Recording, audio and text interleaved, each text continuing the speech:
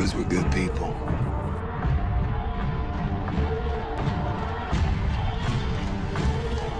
Doesn't mean we won't kill you. 5 of them aren't back in an hour. I'll put a knife in the base of your skull. Hey, what's going on, guys? Matt back again with his weekly Walking Dead review. This is going to be for episode 612, entitled Not Tomorrow Yet. Alright, guys, get right into this. This one was probably one of the bloodiest episodes we've seen in a long time. Rick's group attacking one of Negan's outposts and just pretty much slaughtering everybody there. But like I said, the episode starts with Carol. She's out salvaging like acorns, and she gets some beets out of the pantry and everything, and she makes some beet and acorn cookies, which just sounds really, really gross. But she goes out, she cooks them, she's handing them out to everybody in Alexandria. And then that was just a short little montage at the beginning. And then Rick and everybody show back up in the RV, and he gets there and he said, we need to have a meeting in the church in an hour. And Carol asks, what's going on, Rick? And he just says, we're going to have to fight.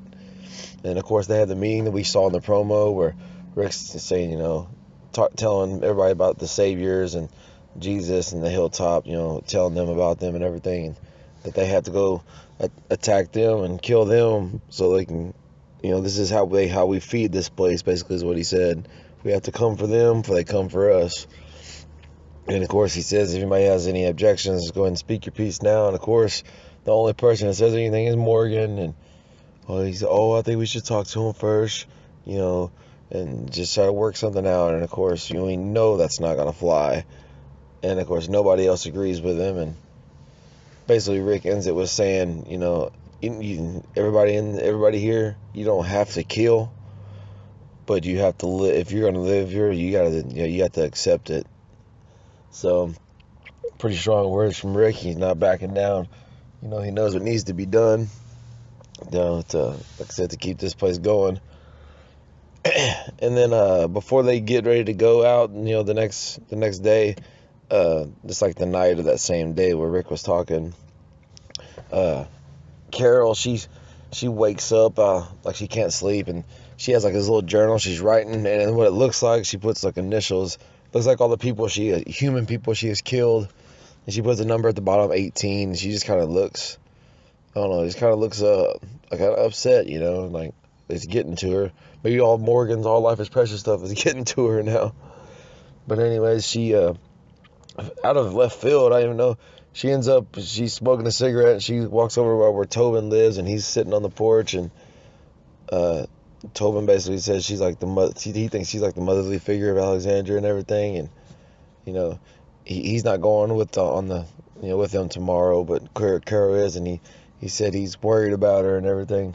And then they end up sharing a kiss, and I'm like, where the hell did this come from? Carol and Tobin, like, really? But anyways, so like and I forgot also, Abraham, he ended up moving out of the little place where he was with Rosita, basically breaking up with her, and he telling her that when I met you, I thought you were the last woman on earth, and he says that you're not. So she looks pretty heartbroken and everything. But anyways, the next day they're out on the road. They got the RV, a van, and another vehicle, and they got a bunch of the people from Alexandria. Probably about at least a dozen, maybe a few more. They're going to go try to attack Negan's compound. And so with what they're going to end up doing, Rick's plan is, to get inside the compound, get past the two guards. They're going to get a Killer Walker, cut his head off, and try to like dress him up where he looks like Gregory's head, because we're going to take Gregory's head to get Craig back there trying to save from the hilltop. So they go out, and they get the head that they like and everything, and then so Rick's basically saying we're gonna attack at dawn when they're all sleeping, right before dawn,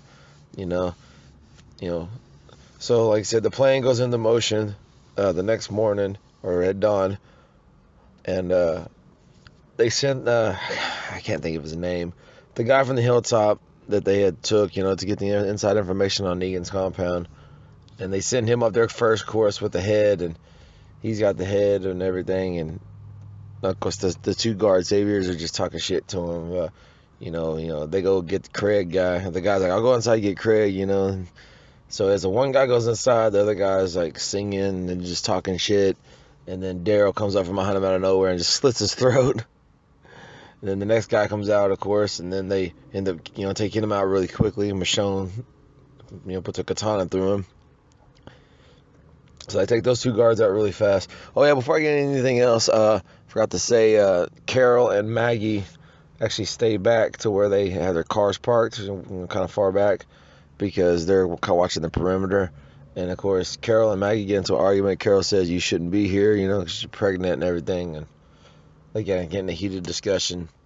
And anyways, back inside, they're clearing the rooms. They're trying to, I think what the initial plan was they're going to try to find the armory, and if they can control that, they'll be good. And so they're going in rooms, and people, these saviors are sleeping, and they're just going up, and they're just putting knives in their head, killing them. And Rick and them, they do it like with no thoughts about it. But then Glenn and Heath come to a room, and Glenn has his first human kill ever, and you can tell he kind of looks like he doesn't want to do it, because he's been fortunate enough not to have to kill anybody until now. And then Heath, they had talked earlier, and Heath said he's never killed a human either, and he's about to kill one, and he just doesn't look like he can do it. And so Glenn has already killed his, so he goes over, takes the knife, pushes him away, and Glenn goes ahead and takes out that guy as well. Everything's going good. They're clearing rooms. They're killing these saviors without even alarming anybody. And this one savior comes out of the room and they end up stabbing Abraham, cutting him, and setting off an alarm. So all these other saviors, they hear the alarm, so they start coming. Then it's a big firefight. Freaking, like a damn army movie. Shit, they're just, gun battling back and forth. And then, Rick's group ends up taking them all out, of course. They find the armory and everything. And, it looks like the episode's, going to end well and everything's good. Tara and Heath go ahead and leave from there to go on their little 2-week run or whatever. And they're at the backside of this compound now where the big satellites are in the field, and they're about to round it up and go back to Alexandria.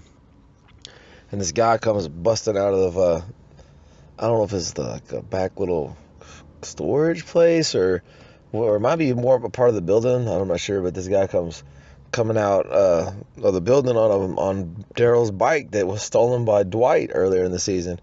And they end up shooting him off the bike, and Daryl goes over there and starts grounding and pounding him. He's like, where'd you get the bike? And just fucking going crazy on him, because he knows that now that guy that had stole his bike is somehow, related to these guys, which of course in the comics he is. Dwight's like Negan's right-hand man.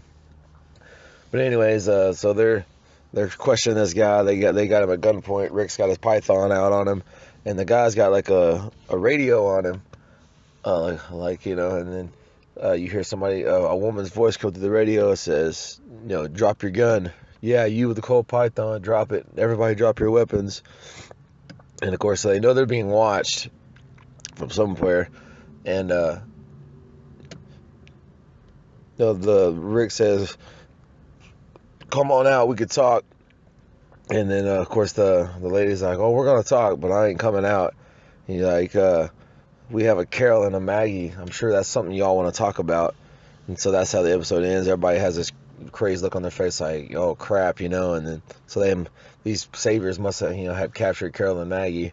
And of course Glenn looks terrified, because the mother of his child and his wife, is just in real peril now. So but yeah, that's how the episode ended. We'll have to find out next week how that's gonna play out and everything. But like I said, the way they went to the Savior's compound, just killing, was pretty damn awesome. So, like I said, it was pretty action packed. Probably the second best episode of the season for sure after No Way Out. So, yeah, I'm real happy to see what happens next. Only 4 episodes left, and I'm sure it's only going to get more intense when, with their battle with the Savior. So, all right, like I said, as always, appreciate you checking this review out. Like, comment, and most importantly, subscribe, and I'll see you guys next time. Welcome to Woodburn.